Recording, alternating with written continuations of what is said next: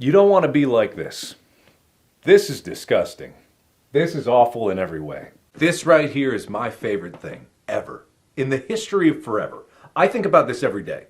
I think about this all night long. I stay awake, not sleeping, because I'm thinking about this.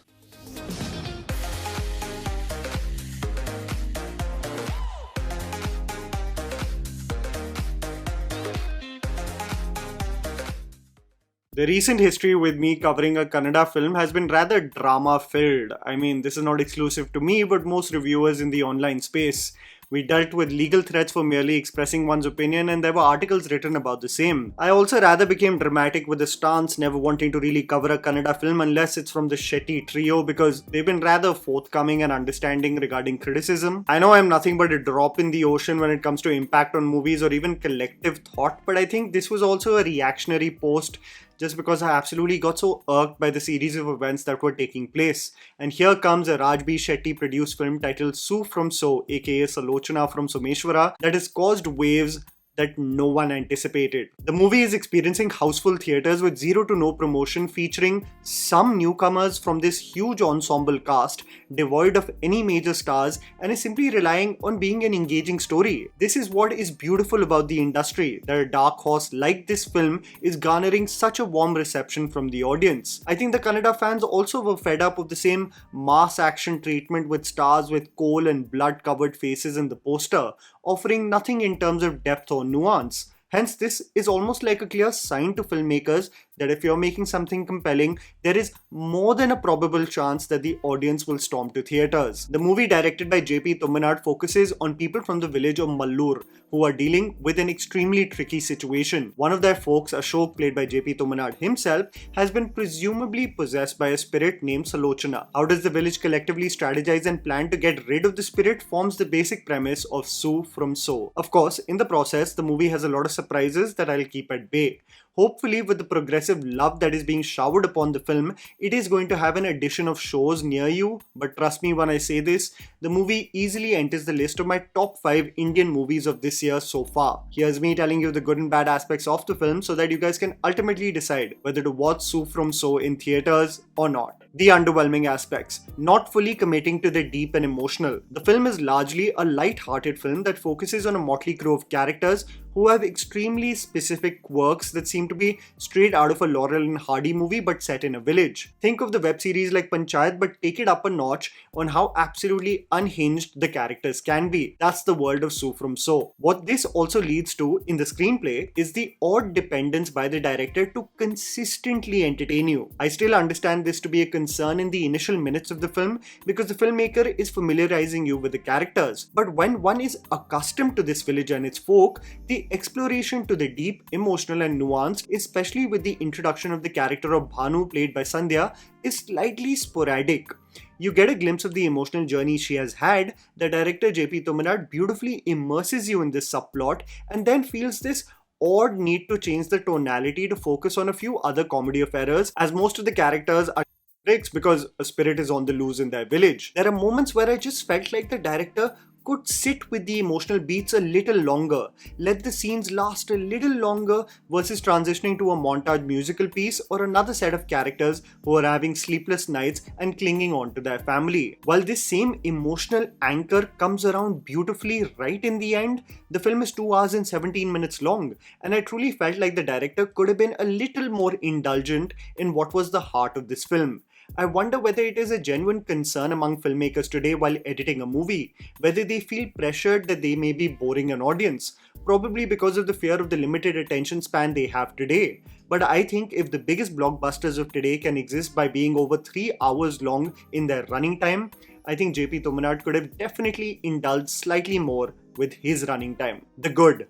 Motley crew of characters. This is some of the wildest set of characters I have come across recently in film. What's absolutely masterful about the direction and screenplay of this film is that while the movie features more than 10 supporting characters, each person leaves an undeniable mark on you and their individual subplots never weigh the film down, and this is executed in a very economical running time. You've got the dependable contractor of the village who is trusted no matter how much he talks out of his You've got a scared sycophant essentially, the sidekick who repeats what is already being said. You have the committee meeting head who seems to regurgitate the same boring speeches that lack any kind of depth. You've got an absolutely unhinged brother-in-law who pretends to be busy in social settings only to create an absolute ruckus and become a public nuisance.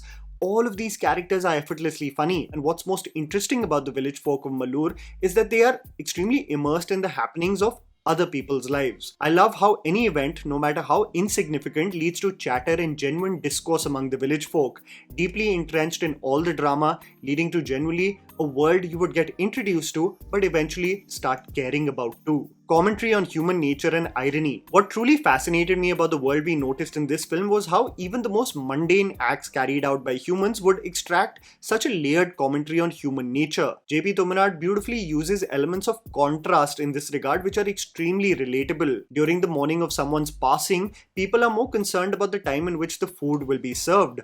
What should be a solemn occasion also becomes an opportunity for romance, a sneaky drink in the corner, and more gossip about the various developments in the village. This is coupled with the effective music composed by Sumit K that further highlights this irony. The lyrics describing human nature on how while you are alive, people fight with you for your land, but when you die, you are the greatest man that ever lived. As the characters get filthy drunk during a wedding, the songs describe human evolution and how more or less in their natural state, humans are no better than apes. The lyrics, not surprisingly, written by JP Shetty. What I love also is that there is an evolution in this film. It is light-hearted, fun and harmless initially, but when push comes to shove, the entire village aligns for what is morally right, making the movie not just a frivolous and fun film, but something that has a deep, nuanced anchor too. Performances. I absolutely love the performances of this movie. As I previously told you, I am in awe about the fact that there were so many people in the ensemble cast and each one left such a lasting impression on me. Shanil Gautam as Ravi Anna has an undeniable confident screen presence. He is the man everyone looks towards for solutions in the village. While the man has this confident strut and gift of the gab, you slowly see this performative confident exterior also crumbling when he becomes one with the village folk, equally terrified of this spirit and its reign of terror. JP Thuminad as Ashok is also brilliant. I remember seeing him in one of Raj's old films and I love that this collaboration has materialized in such a beautiful way. While Ashok is somewhat of a naive dimwit, I love how the experiences as the film progresses significantly changes his core and what he stands for. Deepak Rai Panaje, in my opinion, was one of the funniest in this film as Sacha, barely being able to stand most of the time due to his drunk state.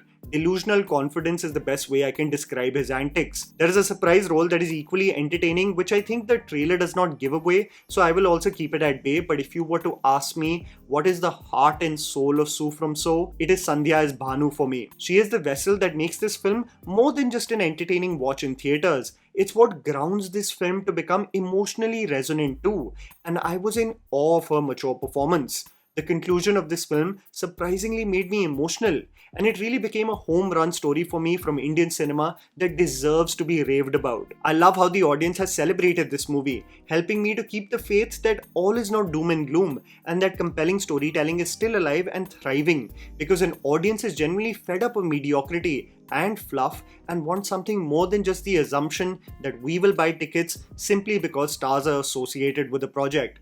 We as an audience deserve more and better, and I think a creator like JP Shetty as a producer acknowledges the same and hence backs a film like this, the result being such fruitful and more importantly deserving returns. And that was the video, guys.